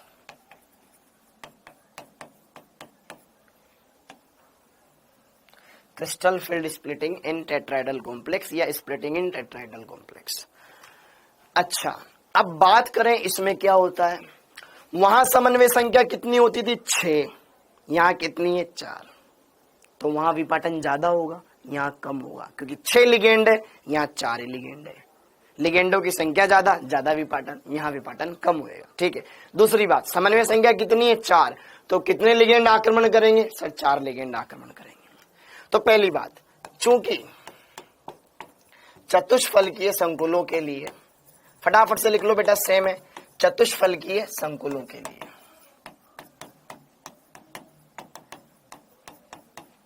क्या कोऑर्डिनेशन नंबर 4 होगा। पहली बात तो ये है। अतः कितने लिगेंड आक्रमण करेंगे, 4 लिगेंड आक्रमण करेंगे। पहली बात तो ये करेंगे, अतः 4 एकल दंतुक लिगेंड की बात कर रहे हैं अपन, ठीक है। 4 एकल दंतुक लिगेंड आक्रमण करेंगे, मन करते हैं। और दूसरी बात, और ये चतुष्फलकीय संकुलों में सर लिगेंड कौन सी दिशा से आक्रमण करते हैं? तो अगली बात जरा देखो ध्यान से। चतुष्फलकीय संकुलों में जो लिगेंड होते हैं वो घन के एकांतर कोने पे उपस्थित होते हैं। मैं बताता हूं। चतुष्फलकीय संकुल में, पहले लिख लो, चतुष्फलकीय संकुल में लिगेंड घन के एकांतर कोनों पर उपस्थित होते हैं। कोनों पर उपस्थित होते हैं।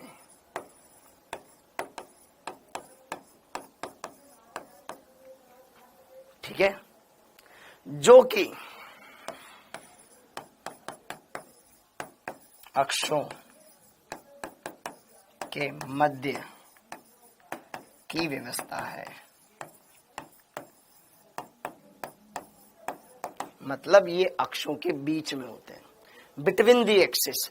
मतलब कहा जाए तो चतुष्फलकीय संकुलों में लिगेंड अक्षों के अनुदिश नहीं आते हैं, अक्षों के बीच में से आते हैं।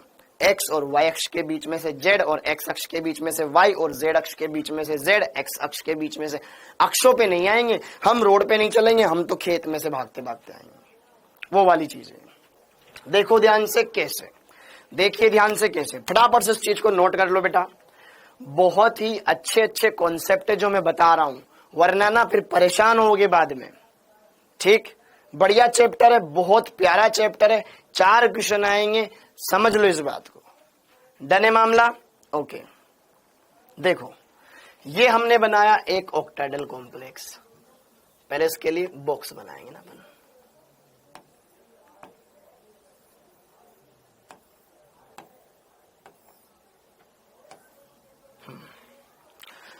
तो यहां पर बेटा देखो ध्यान से, यह है मेरा केंद्रीय परमाणु।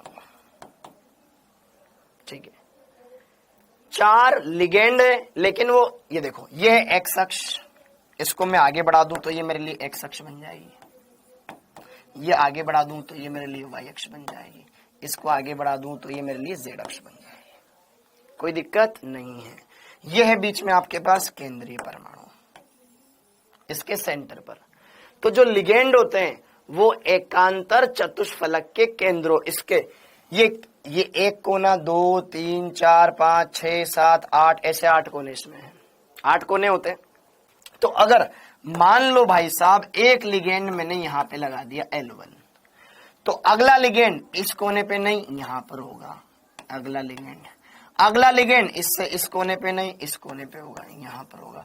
अगला लिगेंड इस पर नहीं, कौन सा गया, अगला लिगेंड इस पर नहीं, इस वाले कोने पे होगा, ये आ गया L3। तो देखो ध्यान से, चतुष्फलक बनाओ। एक ये बंद बन गया, एक ये बंद बन गया, एक ये बंद बन गया, एक इसके साथ बन गया। और यहां पर जरा देखो नीचे त्रिभुज बन रहा है, ये ट्राइंगल शेप, ये ट्राइंगल शेप त्रिभुज। देखो ये ऐसे, एक लिगेंड यहां है, एक लिगेंड यहां है, एक लिगेंड यहां है। सब देखो नीचे तीन परमाणु हैं। ये 3 लिगेंड नीचे हैं, ये वाले। एक लिगेंड ये, एक लिगेंड ये, एक लिगेंड ये, 3 लिगेंड नीचे हैं। ओए हो, ये 3 लिगेंड तो नीचे हैं और केंद्रीय परमाणु इनके बीच में है, यहां पर कहीं पर, यहां पे बीच में कहीं, और एक लिगेंड ऊपर है। ये 3 लिगेंड तो नीचे, तीनों बीच में कहीं पर। ये तीन कोने, 1 2 3, इन तीनों से बीच में यहां पर केंद्रीय परमाणु अटैच है। फिर लाओ, ट्राइंगल शेप है और यहां पर बीच में ये देखो 1 2 3, यहां पे कई केंद्रीय परमाणु है और इसके ऊपर एक लिगेंड और है बेटा।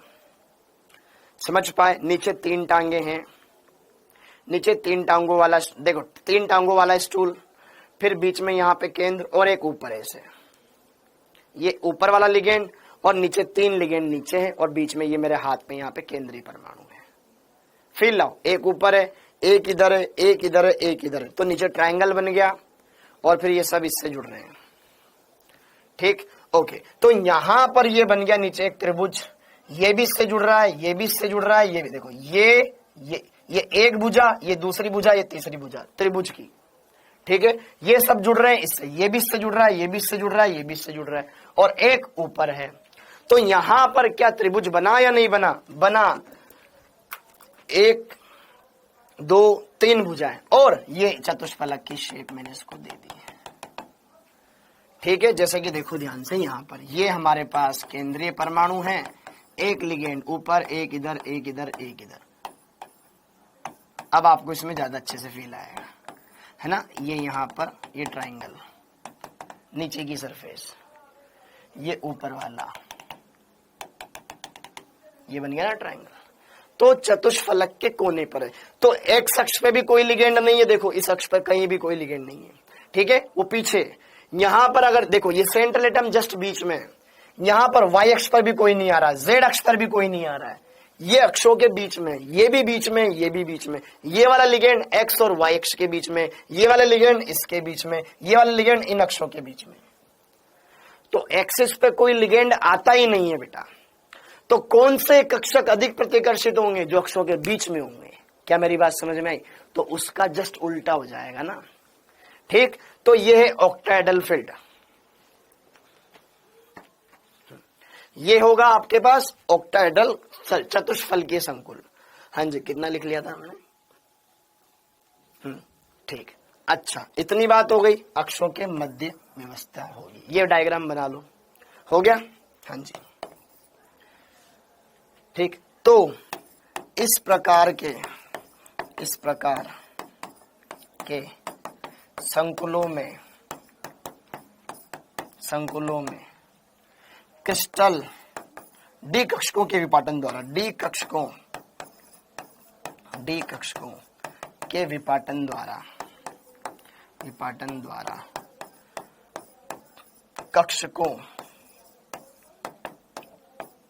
कक्षकों के 2 समूह बनते हैं। कक्षकों के 2 समूह T2 एवं E कक्षकों के 2 समूह, T2 कक्षक, ऐसे नाम लिख लो, T2 कक्षक एवं E कक्षक, इलेक्ट्रॉन नहीं है ये, E कक्षक बनते हैं, जिनमें से T2 अधिक ऊर्जा वाला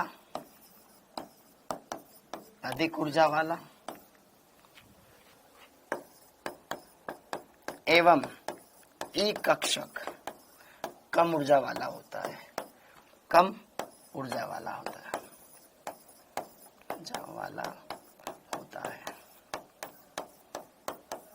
क्योंकि अब लिगेंड अक्षों के बीच में से आ रहा है। और कोई बच्चा अचानक से आज प्रकट हुआ है क्लास में, तो बेटा उसको नहीं समझ में आएगा। इसलिए बोलता हूं हर एक क्लास ढंग से देखना है। क्लियर है मामला? तो जस्ट उसका अपोजिट करना है। फटाफट इसको लिख लो। सर यहाँ पे T2 लिखा, E लिखा, G नहीं लगाया इनके पीछे। देखो G जिरेट बेटा यहाँ पे देखो नोड्स को बताता है, जो कि हमारे कोई काम के नहीं है। ज्यादा यहाँ पे हमें इनऑर्गेनिक में पढ़ना ही नहीं है उसको। ठीक है, तो यहाँ पे जो T2 G होता है वो कहीं ना कहीं उनके अंदर बताता है नोड्स की संख्या। तो हमारे इनके लिए इनको कोई जानने की जरूरत नहीं है। ठीक है, चतुष्फलकीय संकुलों के लिए इनके बिना भी हमारा काम बन जाएगा, कोई जरूरत नहीं है। बस इनमें ध्यान रखना, अष्टफलकीय संकुलों के पीछे G लगा देना, वो बड़े हैं क्योंकि इसमें 6 लिगेंड आता है। G कह के बोलो उनको। यहाँ पे 4 है तो बिना G के भी काम चल जाएगा। ओए इधर आ, अरे सुनिए जी, उनको इज्जत देना। ठीक है, क्लियर हो गया मामला? ओके, तो ये बात। अब इसमें देखो क्या होगा, ये चीजें नोट कर ली। तो यहां पर वही 5d कक्षक धातु परमाणु के 1 2 3 4 5 समभ्रंश डी कक्षक, समभ्रंश डी कक्षक।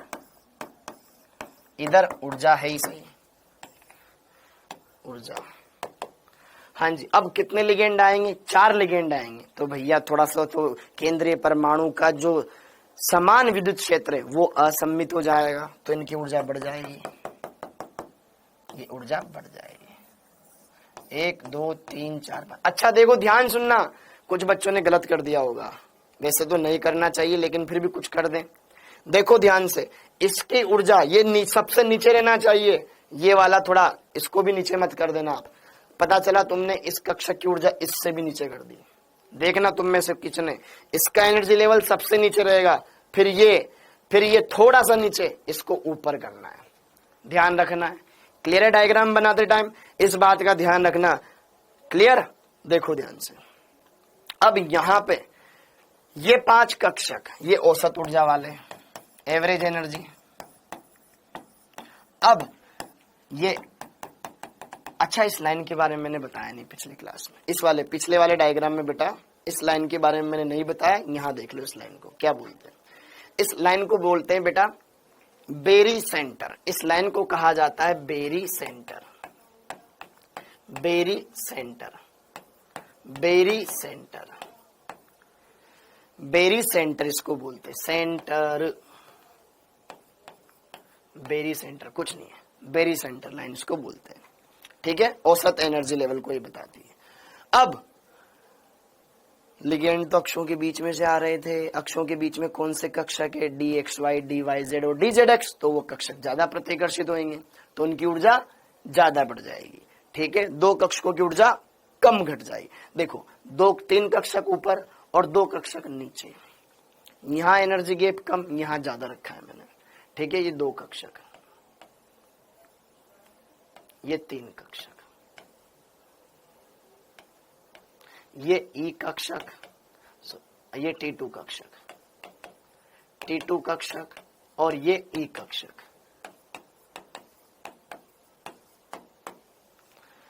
ठीक, ये कौन कौन से बेटा? डी एक्स वाई है, डी वाई जेड है और डी जेड एक्स है। यहां पर ये D x square dash Y square है और ये डी जेड स्क्वायर है। क्लियर है मामला? ओके, क्योंकि भाई ऊपर 3 कक्षक जा रहे हैं ना, तो 3 कक्षक जा रहे हैं, तो ये 2 कक्षक क्या करेंगे? इन 3 के बराबर ऊर्जा त्यागेंगे, तो यहां पे इनकी ऊर्जा बहुत ज्यादा कम हो जाएगी। तो यहां पर नीचे आ रहे हैं इसलिए ऊर्जा घट जाएगी, ये ऊपर जा रहे हैं तो इनकी ऊर्जा बढ़ जाएगी। टोटल कितने कक्षक है? 5। 5 में से कितने नीचे आए? 2। कितने के बराबर ऊर्जा त्यागेंगे? जितने ऊपर 3 गए, तो 3/5। तो यहां पे माइनस का आएगा इस बार 0.6। ऊपर टोटल कितने कक्षक थे? 5। 5 में से कितने ऊपर गए? 3। लेकिन कितने के बराबर ऊर्जा ग्रहण करेंगे? वो इन 2 कक्षकों के बराबर, तो प्लस का 2.5, तो ये आ गया 0.4। अब ये है आपके पास वही क्रिस्टल क्षेत्र विपाटन ऊर्जा या क्रिस्टल क्षेत्र स्थायीकरण ऊर्जा। ये है आपके पास क्रिस्टल क्षेत्र विपाटन ऊर्जा। इसकी फिर बाद में हम गणना करेंगे, बस अभी लिख लो, जिसको हम शॉर्ट में CFSE बोलते हैं, CFSE बोलते हैं। ओके, अब जरा देखो ध्यान से, चतुष्फलकीय संकुलों को अंग्रेजी में क्या बोलते हैं? टेट्राहेड्रल। क्या बोलते हैं? टेट्राहेड्रल। क्या बोलते हैं? टेट्राहेड्रल। तो टी आ रहा है बेटा, तो यहां पर जो ये ऊर्जा अंतराल है, क्रिस्टल क्षेत्र विपाटन ऊर्जा चतुष्फलकीय संकुलों में, इसको बोलते हैं delta T. Delta T, delta T. तो यहां से यहां पूरा एक डेल्टा टी, जिसका 0.4 ऊपर है, तो 0.4 डेल्टा टी और ये 0.6 डेल्टा टी। इतना नोट डाउन कर लो। ये है आपके पास splitting in in tetrahedral complex, tetrahedral complex. एकदम मक्खन चीजें बेटा, ये बहुत ही जटिल चीजें हैं, आप आराम से समझ पा रहे हैं तो बहुत बहुत बधाई हो आपको।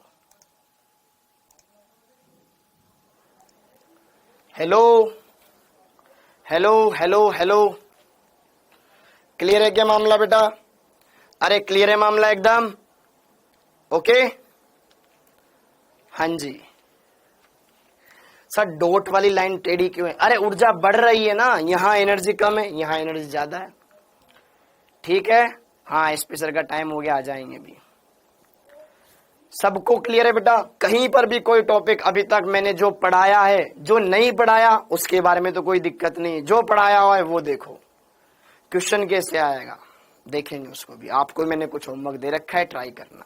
क्वेश्चन बहुत सिंपल है, सीएफएससी गणना से क्वेश्चन आता है इसमें, सिंपल। भरने भी देखेंगे, इलेक्ट्रॉन कैसे भरे जाते हैं इसमें। ओके, इस चैप्टर के अंदर आपको वीबीटी आना चाहिए, सीएफटी आना चाहिए, फिर सीएफटी में इलेक्ट्रॉन कैसे बढ़ते हैं वो अगली क्लास में देख लेंगे। फिर सर क्रिस्टल क्षेत्र स्थायीकरण ऊर्जा क्या होती है, विपाटन ऊर्जा क्या होती है, अगली क्लास में देखेंगे। सर इसके अनुप्रयोग क्या होते हैं, इसकी मदद से हम ये बताएंगे कि संकुल कैसे रंग दर्शाता है। ठीक है, उसके चुंबकीय गुणों की एग्जैक्टली गणना कैसे की जाती है, इसकी सहायता से हम संकर्ण भी बता सकते हैं। ठीक है, लेकिन वो कुछ बच्चे ही समझ पाएंगे। ठीक है, तो उसके बारे में ज्यादा मैं डिटेल में जाऊंगा नहीं, लेकिन आप आराम से कर सकते हो, कोई भी दिक्कत नहीं आएगी, सारी बातें। और जिनको समझ में नहीं आया है दोबारा से देख लेना, जिनको समझ में नहीं आया है दोबारा से देख लेना और क्लियर कर लेना। ठीक है, ओके, पढ़ के आना सब कुछ। अरे 11th का सिलेबस भी पढ़ाऊंगा, नहीं छुड़वाऊं तेरा कुछ भी, चिंता मत कर। क्लियर? ओके, तो आप सभी का बहुत बहुत धन्यवाद, थैंक यू, जय हिंद।